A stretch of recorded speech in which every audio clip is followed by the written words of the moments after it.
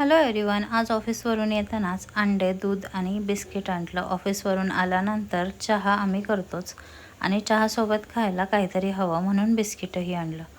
त्यानंतर अंडे वगैरे फ्रीजमध्ये सेट करून घेतली. आज मी अंड्याचा रस्सा आणि भाकरी बनवणार होते.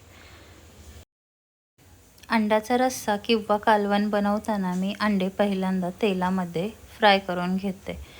त्यामुळे अंडा छान असं क्रिस्पी होतो. उद्या संडे असला तरी आम्हाला काही सुट्टी नव्हती, त्यामुळे पटापट आवरून रेग्युलरची कामं सगळी करून उद्याचंही आवरायचं होतं. अंडे तेलामध्ये छान फ्राय करून घेतले. त्यानंतर मसाला वगैरे वाटण करून ऑलरेडी ठेवला होता. एकीकडे भातही लावला आहे.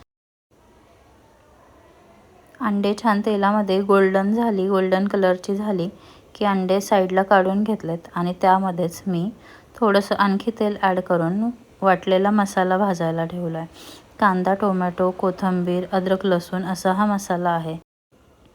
सानवी उकडलेल्या अंड्याचा फक्त व्हाईट भागच खाते, येल्लो भाग खात नाही.